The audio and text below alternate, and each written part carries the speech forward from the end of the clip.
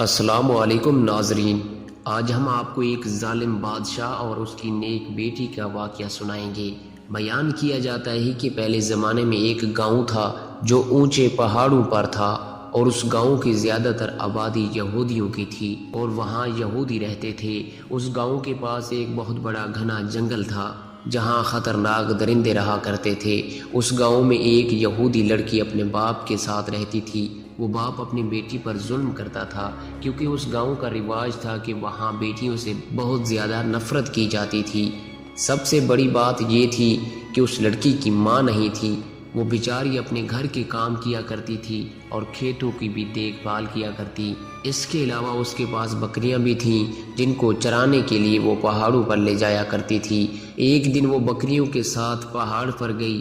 اس نے بکریوں کو چرانے کے لیے چھوڑ دیا اور خود ایک درخت کے نیچے بیٹھ گئی۔ اس لڑکی کو نیند آ گئی اور وہ سو گئی۔ جب اس کی آنکھ کھلی تو اتنی دیر میں اس کی سب سے پیاری بکری نہ جانے کہاں چلی گئی تھی۔ اس نے دیکھا کہ اس کی ساری بکریاں تو موجود ہیں لیکن اس کی سب سے پیاری بکری غائب ہے۔ وہ پریشان ہوئی اور بکری کو ڈھونڈنے لگی۔ اتنے میں بکری بھی ایک طرف سے بولنے لگی۔ جب اس نے بکری کی آواز کا پیچھا کیا تو دیکھا کہ ایک درخت کے نیچے وہ بکری بندھی ہوئی ہے اور پانی پی رہی ہے۔ وہ بہت حیران ہوئی کہ بکری کو یہاں پر کس نے باندھا۔ وہ پاس گئی تو وہاں ایک جھونپڑی بنی ہوئی تھی۔ جھونپڑی کے اندر کوئی بزرگ بیٹھے ہوئے تھے۔ ان کا چہرہ نورانی تھا۔ بکری کو لے کر جب وہ قریب گئی اور اس نے اپنی بکری کو کھولنا چاہا تو وہ بکری وہاں سے چلنے کو تیار ہی نہ تھی۔ لڑکی کہنے لگی، کیا ہے میری پیاری بکری، کیا تو مجھے بھول گئی اور یہاں سے جانا ہی نہیں چاہتی؟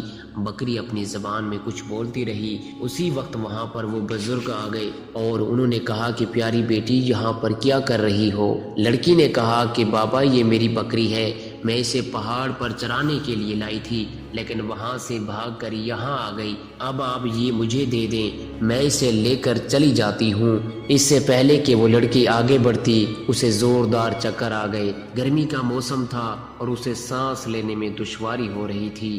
جب اس کی صحت تھوڑی اچھی ہوئی تو بابا نے کہا کہ بیٹی لگتا ہے تم بہت محنت کرتی ہو۔ اس نے کہا کہ جی بابا، دوپہر کے وقت میں اپنی بکریوں کو لے کر آتی ہوں اور انہیں چراتی ہوں۔ بابا نے مسکرا کر کہا کہ بتاؤ بیٹی تمہیں کیا چاہیے؟ اس نے کہا کہ کاش یہاں بادل آ جائیں اور ٹھنڈی ہوائیں چلنے لگیں اور موسم اچھا ہو جائے۔ وہ درویش اللہ والے کہنے لگے کہ اگر یہی بات ہے تو تمہاری فرمائش ابھی پوری کر دیتے ہیں۔ اس کے بعد انہوں نے وضو کیا اور ہاتھوں کو بلند کر دیا اور اپنی زبان میں کچھ مانگنے لگے۔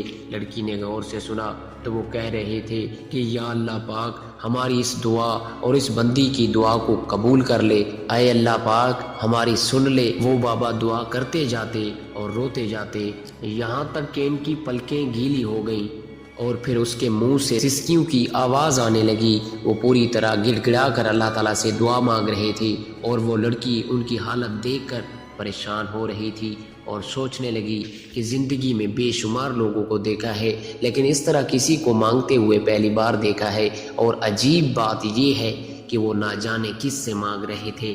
ان کا رونا بہت ہی عجیب اور مختلف تھا۔ پہلے تو وہ ڈر رہی تھی کہ بابا اتنا کیوں رو رہے ہیں۔ لڑکی پریشان اور خوف کے مارے بزرگ بابا کو دیکھ رہی تھی اور سوچ رہی تھی کہ یہ کیا کر رہے ہیں اور آخر کس سے مانگ رہے ہیں۔ اتنے میں اچانک وہیں سورج جو ابھی آنکھیں دکھا رہا تھا وہ سورج کہیں جا کر چھپ گیا۔ ہوائیں جو بہت زیادہ گرم تھیں ٹھنڈی ہونے لگیں۔ ایسا لگ رہا تھا کہ کہیں پر برف گر رہی ہو۔ جنگل میں ہوا بڑھتی جا رہی تھی اور پرسکون ماحول ہو گیا اور آسمان پر بادل چھا گئے، اور بزرگ نے ایک بار پھر دعا کے لیے ہاتھ اٹھائے لیکن اس بار وہ اللہ کا شکر ادا کر رہے تھے۔ دعا اور شکر ادا کرنے کے بعد وہ اٹھے اور اس لڑکی کی طرف منہ کر کے بیٹھ گئے۔ ان کی سفید داڑھی آنسو سے تر ہو گئی۔ انہوں نے ہاتھ میں موجود رومال اٹھایا اور داڑھی کو صاف کیا اور بولے، دیکھ لو میرا رب اپنے کسی بھی بندے کی بات نہیں ٹالتا۔ لڑکی کہنے لگی، کون سا رب، کس کا رب، آپ کیا کر رہے تھے؟ کیا آپ مجھے بتائیں گے؟ اور اس گرمی میں یہ کیسا موسم ہو گیا ہے؟ آپ کس رب کی بات کر رہے ہیں؟ اللہ والے کہنے لگے میں اسی کی بات کر رہا ہوں جو رب واحد ہے، اس کے سوا کوئی رب نہیں، وہ اکیلا ہے، اس کے سوا ہم کسی کی عبادت نہیں کرتے۔ اور جو تم نے مجھے دیکھا میں اٹھا اور بیٹھا، وہ نماز پڑھنے کا انداز تھا، یہ میں عبادت کر رہا تھا۔ میں نے 2 رکعت نفل ادا کی اور اس کے بعد میں نے دعا کے لیے ہاتھ اٹھائے، میں اسی سے دعا مانگ رہا تھا، اور دیکھو اس نے میری دعا کو سن لیا۔ تو وہ کہنے لگی کہ یہ عجیب ماجرا میں نے دیکھا ہے، آپ مجھے بتائیں آپ اپنے رب کو کیسے مناتے ہیں، وہ کیسے آپ کی دعا سنتا ہے؟ اللہ والے مسکرائے اور کہنے لگے، میں نے یہ بات اپنی ماں سے سیکھی ہے۔ جب میں چھوٹا تھا اور بچپن میں کوئی بھی بات منوانی ہوتی تو میں رونے لگتا، ماں سے میرا رونا برداشت نہ ہوتا اور وہ تڑپ جاتی اور میری ہر خواہش پوری کر دیتی اور مجھے پیار کرتی، میں جو کہتا تھا وہی کرتی تھی۔ اس کے بعد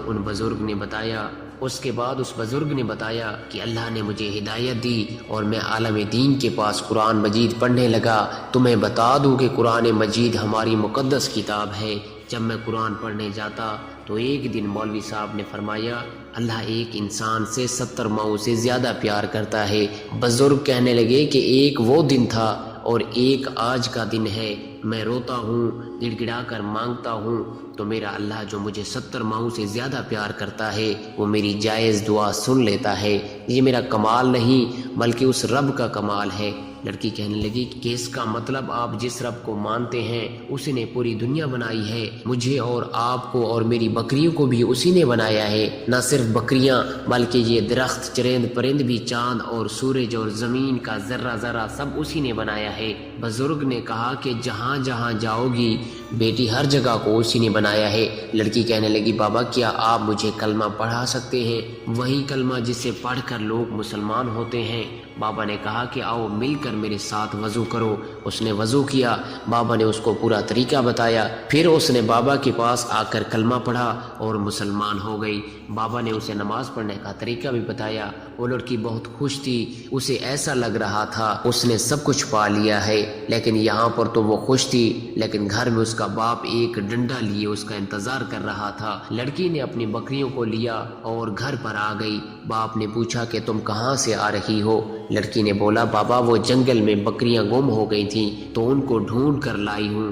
باپ بیٹی کے قریب آیا تو زور سے اس کو مارنے لگا۔ وہ جب بیٹی کو مارتا بیٹی تڑپتی، اس کا باپ اسے اور زیادہ مارتا، وہ ظالم اسے مارتا جا رہا تھا۔ لڑکی بے ہوش ہو کر زمین پر گر گئی۔ جب اسے ہوش آیا تو اس کے جسم میں اتنی طاقت بھی نہ تھی کہ وہ خود اٹھ پاتی۔ پھر اچانک اس کے ذہن میں وہی بزرگ بابا آئے۔ وہ بزرگ بابا ایسا لگ رہا تھا جیسے اسے کہہ رہے ہوں، میری پیاری بیٹی اٹھو اور وضو کرو اور نماز پڑھو۔ اس کے بعد لڑکی اٹھ گئی۔ نماز پڑھنے کے بعد انہیں بزرگ کی طرح رونا شروع کر دیا، رو رو کر گڑ گڑا کر اللہ تعالیٰ سے دعا مانگی کہ اے میرے پیارے اللہ، میرا باپ مجھ سے محبت نہیں کرتا، میرے باپ کے دل میں میرے لیے محبت ڈال دے، وہ مجھ سے محبت کرنے لگے۔ میرے باپ کے دل میں تو اسلام کی شمع پیدا کر دے، اس کے دل میں اپنی محبت ڈال دے۔ اس کا باپ جنگل کی طرف جا رہا تھا۔ جب وہ جنگل میں پہنچا تو وہاں پر اچانک خونخوار چیتا آ گیا اور وہ اس کی طرف بڑھ رہا تھا۔ چیتے کو دیکھ کر ایسا لگ رہا تھا کہ چیتا اسے کھا جائے گا۔ اس سے پہلے کہ وہاں سے بھاگتا، چیتے نے اس پر حملہ کر دیا اور وہ آدمی زخمی ہو گیا، لیکن چیتے کو اسے مارنے کا حکم نہیں تھا۔ اسی وقت وہ اللہ والے بزرگ وہاں پر آ گئے۔ انہوں نے اسے کہا کہ بس اب اسے اس کی سزا مل چکی ہے، اب تم چلے جاؤ۔ وہ چیتا وہاں سے جا چکا تھا اور وہ آدمی نشے میں چور بابا کو دیکھ رہا تھا کہ کون ہو تم اور یہاں پر کیا کر رہے ہو، اور تمہارے کہنے سے یہ چیتا کیسے چلا گیا؟ انہوں نے کہا کہ تو بچ گیا، پتا ہے کس وجہ سے؟ تیری بیٹی کی وجہ سے، جسے تو ابھی مار پیٹ کر آیا ہے۔ تو جانتا ہے کہ تیری بیٹی مسلمان ہو چکی ہے؟ اس نے کہا کیا بکواس کر رہے ہو؟ بزرگ نے کہا کہ میں کوئی بکواس نہیں کر رہا، اس بیٹی کی وجہ سے آج تم بچ گئے ہو۔ اگر آج تم یہ بات نہیں مانتے تو میں دوبارہ اسی چیتے کو بلا لیتا ہوں، وہ تمہارا کام تمام کر دے گا۔ بزرگ نے اس چیتے کو اشارہ کیا جو کچھ دیر پہلے جا چکا تھا، وہ دوبارہ آ گیا۔ وہ آدمی بچاؤ بچاؤ کی آوازیں لگا رہا تھا اور کہہ رہا تھا کہ میں نے مان لیا۔ تو اس بابا نے کہا کہ تم اپنی بیٹی پر ظلم کرو گے، اسے مارو گے؟ تو اس نے کہا کہ نہیں، میں وعدہ کرتا ہوں میں اس پر ظلم نہیں کروں گا، میں اس پر اب ہاتھ نہیں اٹھاؤں گا۔ اللہ والے نے کہا کہ ہمارے دین میں بیٹیوں سے محبت کی جاتی ہے۔ اس نے کہا کہ بابا میں آپ سے معافی مانگتا ہوں، میں آئندہ ایسی کوئی حرکت نہیں کروں گا، اور اب میں بھی مسلمان ہونا چاہتا ہوں۔ آخر میری بیٹی نے مسلمان ہونے کی دعا کی ہے، پھر اس نے کلمہ پڑھ لیا اور وہ بھی مسلمان ہو گیا۔ یہ واقعہ ہر اس انسان کے لیے ہے جو اپنی بیٹیوں کو بوجھ سمجھتے ہیں۔ اسلام میں بیٹیوں سے محبت کی جاتی ہے۔ بیٹیاں تو ہمارے آنگن کا حسین پھول ہیں، ان کو بہت پیار سے رکھیں اور کوئی تکلیف نہ دیں۔ آخر میں اللہ رب العزت سے دعا ہے کہ اللہ پاک ہمیں نیک اعمال کرنے اور برائی سے بچنے کی توفیق عطا فرمائے۔ آمین یا رب العالمین۔